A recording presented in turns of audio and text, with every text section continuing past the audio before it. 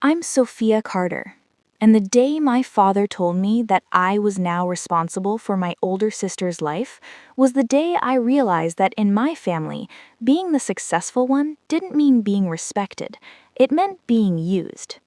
My sister, Olivia, had always been the favorite, the softer one, the emotional one, the one everyone protected, while I was the strong one, the independent one, the one who didn't need help.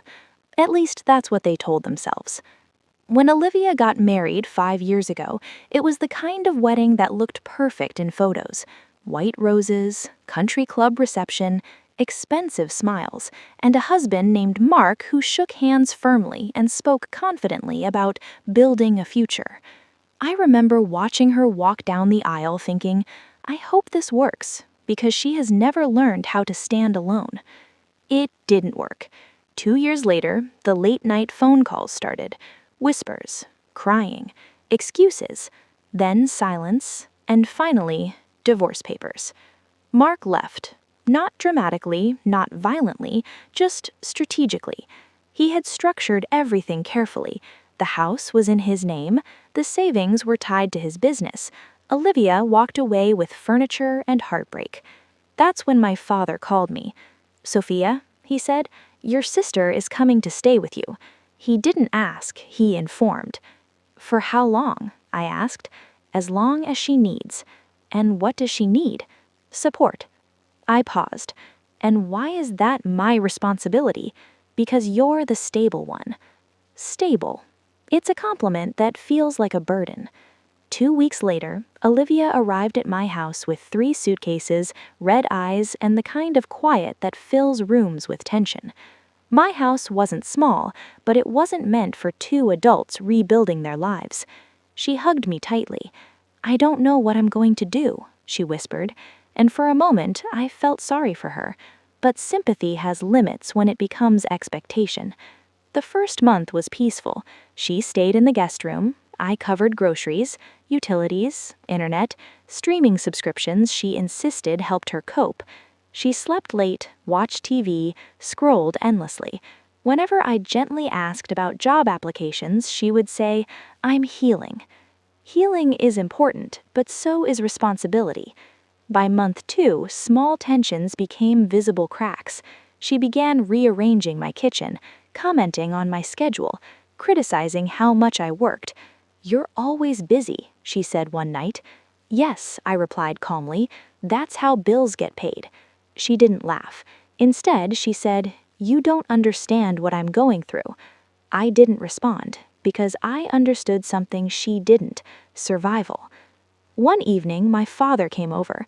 He sat at my dining table like a judge reviewing a case. Sophia, he began, Olivia says you've been distant. I blinked. Distant? She feels unsupported. I looked at Olivia. She avoided eye contact. I've paid for everything for 8 weeks, I said calmly. That's not support? Dad sighed. It's not about money. It's always about money, just not when they're spending yours. I realized something that night. This wasn't temporary. They expected me to carry her indefinitely, so I changed strategy. I didn't argue. I didn't complain. I made a plan. The next morning at breakfast, I placed a folder in front of Olivia. What's this? She asked. A transition plan. She frowned. Inside were 3 sections: budget, job listings, move-out timeline. She looked stunned. You're kicking me out? I'm helping you rebuild. She started crying. Dad called within an hour. How could you pressure her like that? I'm not pressuring her, I'm preparing her. Silence. That same week, something unexpected happened.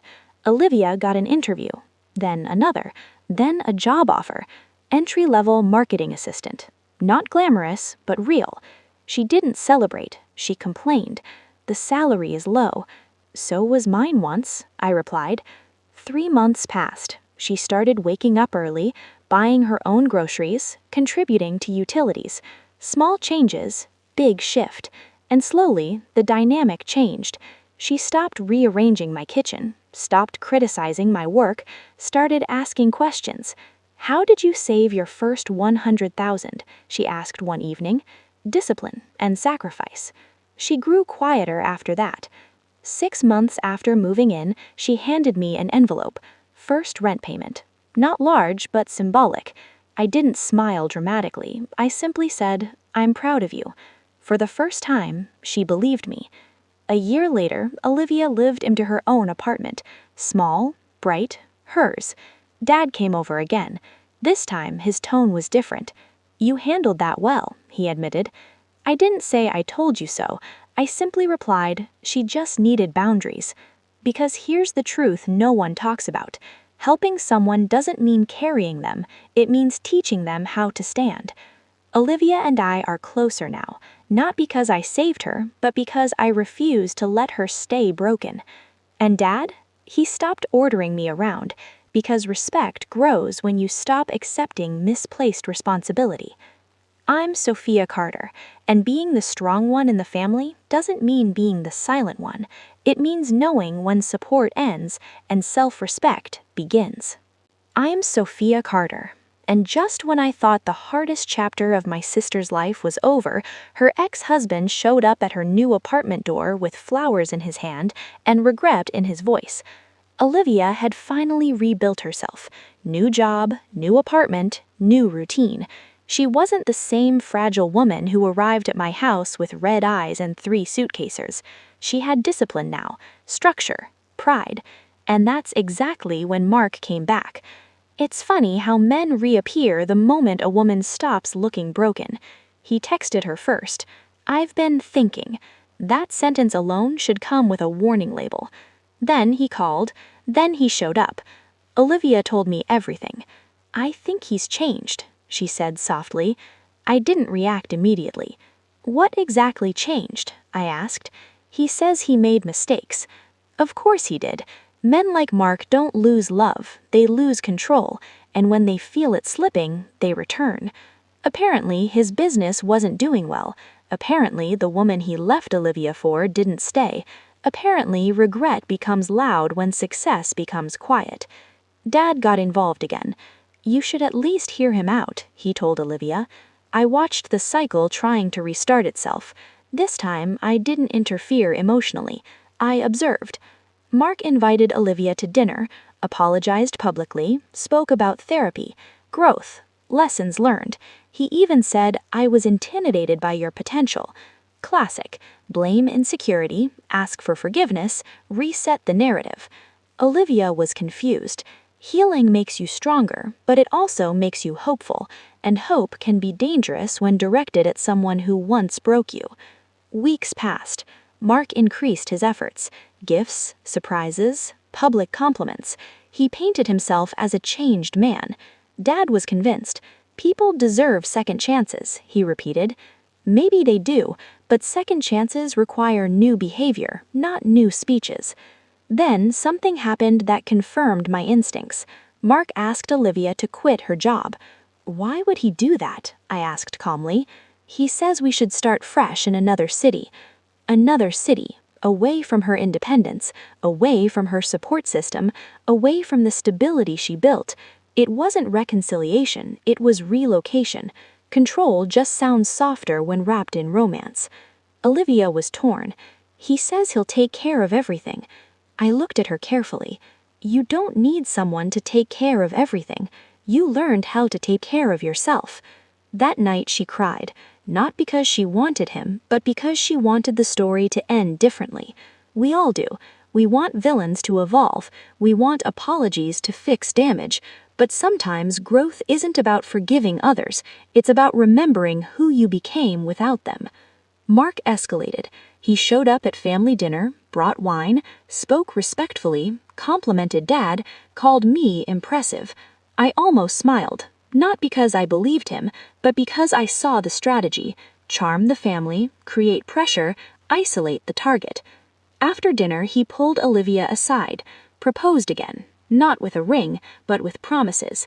"I'll put everything in your name this time," he said. Interesting. The man who once protected assets suddenly wanted to transfer them. That's when I decided to investigate quietly. Not dramatically, just intelligently. A friend of mine works in corporate compliance.